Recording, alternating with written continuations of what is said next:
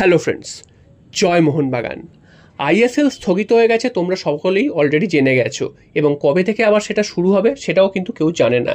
তবে এখন আমাদের মোহনবাগানের কি হবে, কারণ ভারতীয় ফুটবলের ভবিষ্যৎ কি সেটা কেউ বলতে পারছে না, কি হতে চলেছে কেউ জানে না।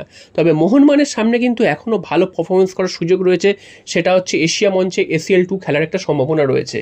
এই মুহূর্তে যে পরিস্থিতি দাঁড়িয়েছে, সব থেকে কিন্তু বেশি ভুগবে যারা ACL এর স্পট পেয়েছে, অর্থাৎ FC গোয়া এবং মোহনবাগান।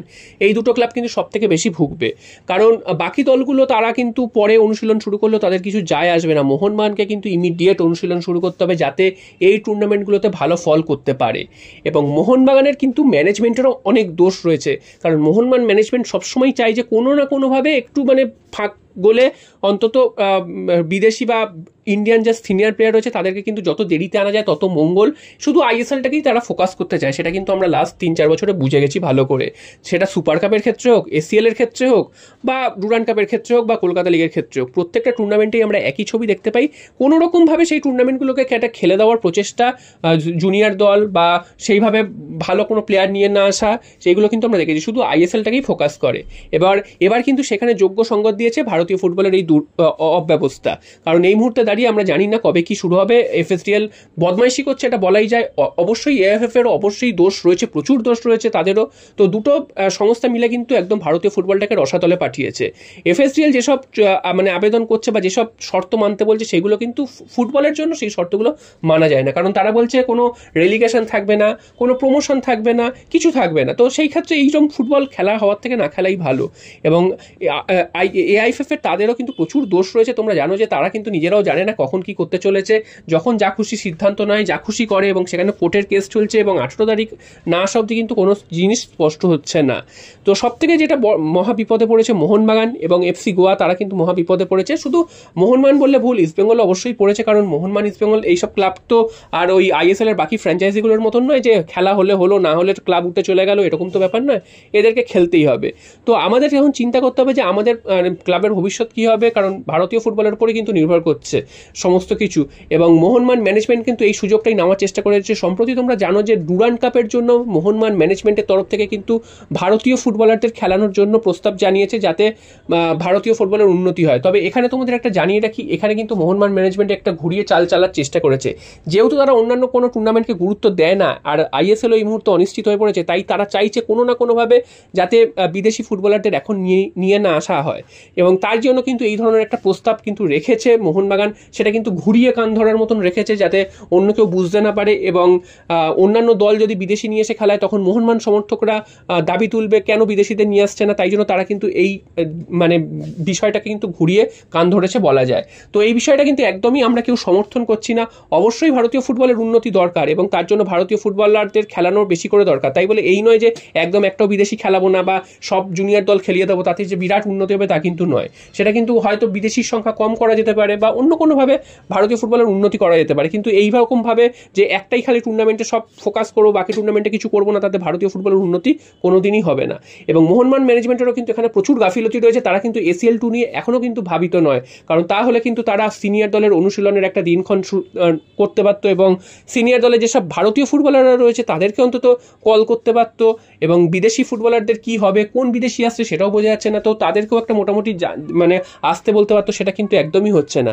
তোমরা জানো যে ডুরান্ড কাপ আগামী 31 তারিখ থেকে শুরু হচ্ছে, যা খবর তাতে মোহনবাগান ডুরান্ড কাপ খেলছে, এটাও তোমরা গতকালই জেনে গেছিলে।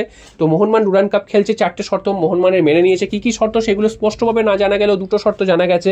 তো সেগুলো তোমাদের আগেই আলোচনা করেছিলাম। তবে এই মুহূর্তে দাঁড়িয়ে কিন্তু ডুরান্ড কাপ যে মোহনবাগান খেলছে, সেখানেও কিন্তু মোহনবাগান এই যে কলকাতা লিগের দল খেলছে সেই দলই কিন্তু নামাতে চলেছে। সেভাবে বড় কোনো প্লেয়ারদের, সিনিয়র দলের কোনো ভারতীয় প্লেয়ার তাদেরকেও কিন্তু নিয়ে আসবে, এরকমটা কিন্তু শোনা যাচ্ছে না। হ্যাঁ, এবার যদি নকআউট স্টেজে মোহনবাগান যেতে পারে গ্রুপ লিগ পেরিয়ে, সেক্ষেত্রে হয়তো কয়েকজনকে নিয়ে আসা হতে পারে। তবে অন্যবার আমরা দেখেছিলাম যে এই মুহূর্তে বিদেশিরাও চলে আসে, সেটা কিন্তু এবছর না হওয়ার সম্ভাবনাই বেশি। তবে ডুরান্ড কাপও গেল, আমি ছেড়ে দিলাম। ডুরান্ড কাপও যে মোহনবাগান খেলছেন, সিরিয়াসলি খেলছেন না, ধরে নিলাম। ACL2 কি হবে, কারণ ISL শুরু হবে কবে কেউ জানে না, নাও হতে পারে, নভেম্বরে গিয়ে হতে পারে।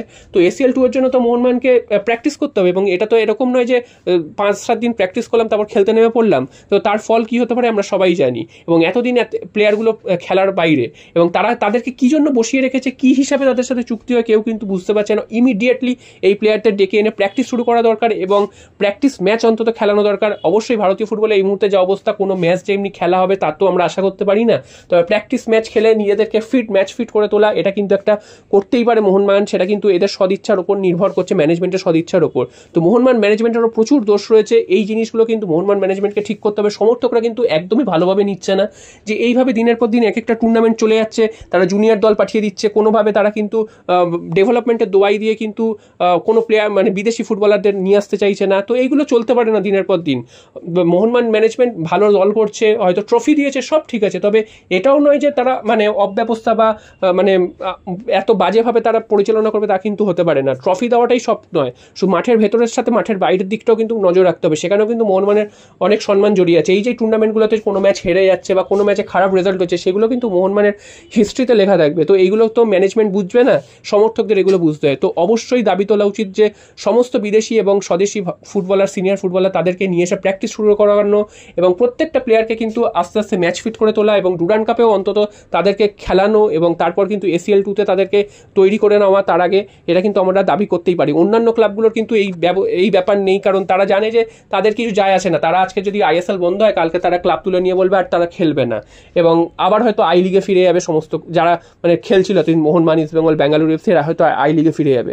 তো এইভাবেই চলছে ভারতীয় ফুটবল, কি হবে কেউ জানে না। তবে আমরা মোহনবাগান সমর্থক, আমরা চাইবো অবশ্যই মোহনবাগানের ভবিষ্যৎ সুরক্ষিত হোক, এবং এইভাবে কিন্তু মানে মোহনবাগান ম্যানেজমেন্ট যদি এইভাবে মানে একদম মানে কি বলবো এত বাজেভাবে যদি ডিসিশন নিতে থাকে, তাহলে কিন্তু চলতে পারে না। অবশ্যই মোহনবাগান ম্যানেজমেন্টকে ওই জিনিসটা ভাবতে হবে এবং ঘুরিয়ে কান ধরার যে সিস্টেম, যে বিদেশি খেলাবো না তাতে ভারতীয় ফুটবল উন্নতি হবে, এইসব কিন্তু মোহনবাগান সমর্থকরা মেনে নেবে না। অবশ্যই আমরা নজর রাখছি আগামী পরবর্তী আপডেটগুলো কি আসে, এবং আগামী 18 তারিখে কিন্তু অনেক কিছু স্পষ্ট হয়ে যাবে। সেদিনই কিন্তু সুপ্রিম কোর্টের রায় আসবে, তখনই কিন্তু বোঝা যাবে যে ISL কোন দিকে হতে চলেছে বা কখন শুরু হতে চলেছে বা ডুরান্ড কাপই বা কীভাবে হবে, সমস্ত কিন্তু কিছু আপডেট পাওয়া যাবে। জয় মোহনবাগান।